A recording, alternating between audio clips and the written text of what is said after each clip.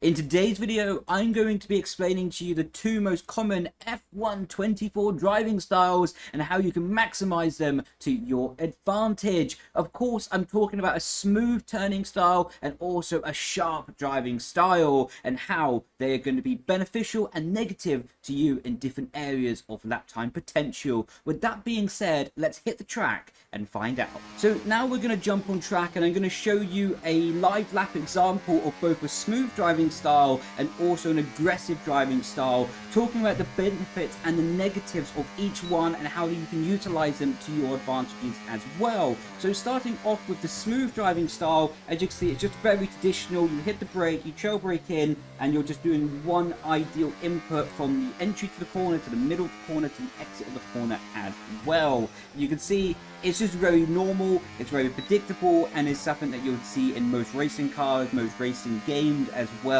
to be the maximum potential for your lap time. I would say the benefit of this is it's very good on the tires. It does not exceed the stress load of the front axle of the car, what means you can look after the front tires a bit better. And it also means, I would say, you have a wider range of setup potential,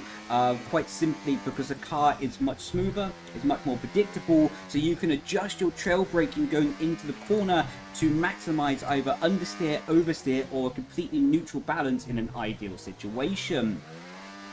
So overall, in a key point summary, this is better for tire wear in my opinion, and it has a better window of operating potential that you can utilize in your setup work for the car, quite simply as you have more ability to adjust your inputs throughout the corner to what the car is responding with, and that can be understeer, oversteer, or like I say, an ideal balance.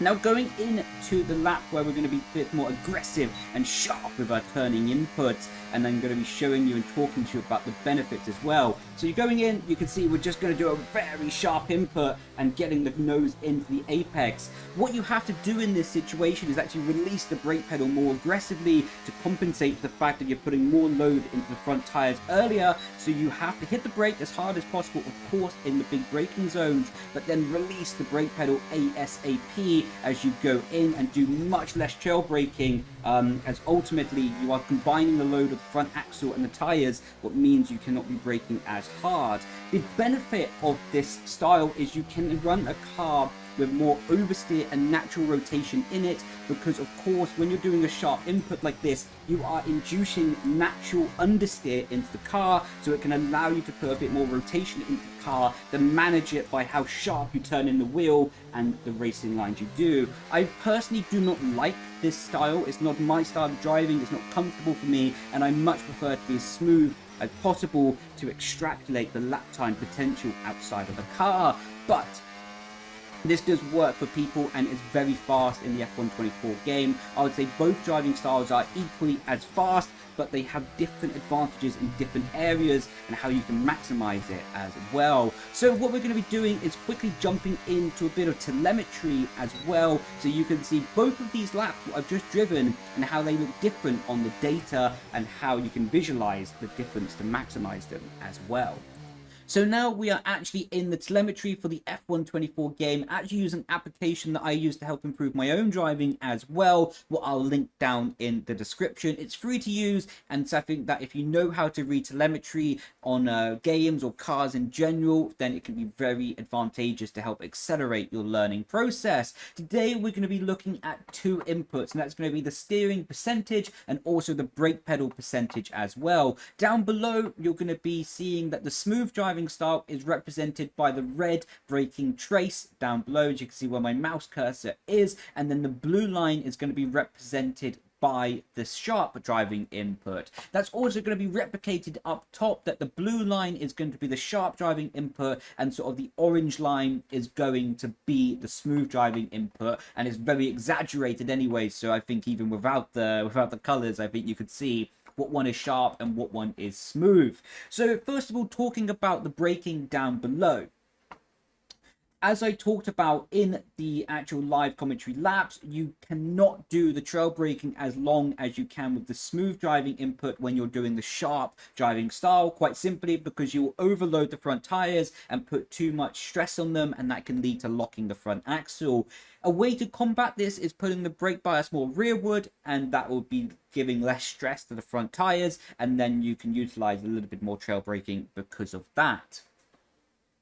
I personally, like I say, I'm very open and honest about this. I don't really use this driving style myself. I very, very, very rarely use it as well. So I also want to be completely transparent with that. And I do personally believe that the smooth driving style is my favorite and the one that I will be using for every race and every track, basically. But I still want to be making this video to help you improve, talk about subjects that are important on this game and how you can become the fastest driver you can possibly be. So with that being said, the advantage of the sharp driving style is quite simply that you can release the brake pedal earlier and you don't have to be so much on the brake pedal, and you don't have to have so much finesse on the brake pedal as a result of that. As you can see, it's replicated corner after corner after corner, quite simply that I'm able to get off the brake pedal sooner as I'm relying more on the friction from the front tires to slow down the car, and that will be giving me a positive effect on basically an advantage that I would be gaining by having the sharp driving input.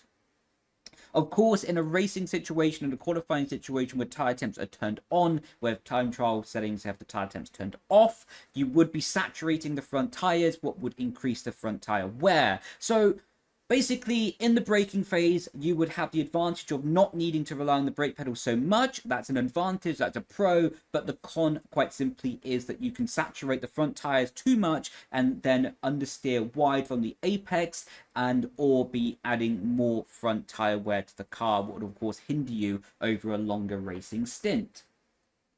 Speaking now about the steering potential of the car, and then we'll go over to the smooth driving style after. So with the sharp driving style, you can see that I'm very sharp and adding more lock to the car actually in basically every single corner, but with still the effect to slow down the car as efficiently as I was with the smooth driving style. Again, this will be saturating the front tires and will be making it hard to make the front tires last over a racing stint to the maximum potential that they possibly can.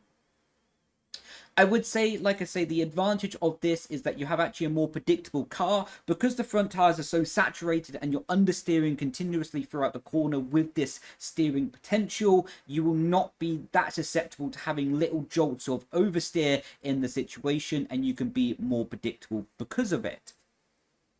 One caveat to that, though, is because there's so much understeer, you might find yourself actually limited on the throttle for the exit of the corner, as you might have more understeer than you first anticipated, and that can lead to you being delayed onto the throttle and, of course, leading to less speed on the following straight because of it.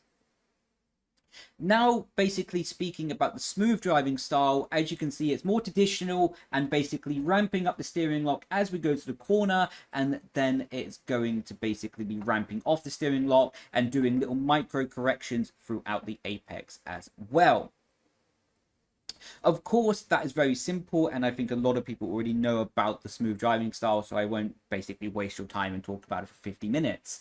Talking a bit more about the braking, as I alluded to earlier, that's going to be very simple, that you do need to do more trail braking as a natural result of that, and you can be holding the brake pedal longer going into the apex. The advantage of this is that, as I talked about in the live lap when I was driving, you can basically be holding the brake pedal for longer, and that can help and manipulate the balance of the car to be suiting towards understeer, oversteer, or how the car is evolving over a racing stint.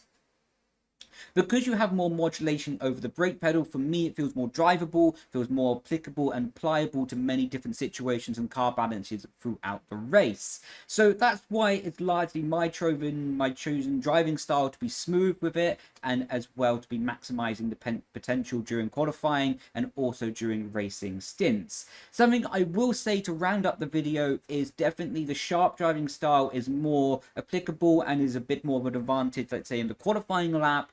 comparing to the smooth driving style, whereas in the race it will fall away because you have more front deg on the car, and that can be making more and more understeer as it goes on. So if you want to be sort of a bit more aggressive in the qualifying, you can do with the sharp driving style, but if you want to be a bit more having a bit pace over a longer period of time in the race, I would definitely advise a smoother driving style. But with that all being said, I would say both driving styles can maximize the same potential of a lap time. It's just how you go about it, and of course you will run slightly different setup philosophies depending on it as well, because if you have a sharp driving style, you need more front end to be maximizing and not saturating the front tires. So with all that being said, hopefully this video was informative, descriptive, and something that you can be really improving your driving with and the knowledge of the game as well. So yes, that's my breakdown of the two best driving styles on F124, with the sharp input, with the smooth input as well, and a very basic introduction on how you can utilize them to your advantages. If you would like me to do a follow-up video of this and go more into detail about the very nuanced details of this, I'm more than happy to, but this video was very much as an introduction and to be explaining to you why some people are sharp with the input and why some people are smooth with the input as well. So thank you so much for watching, and yeah, I'll catch you in the next video. Grazie, ciao ciao, bye bye.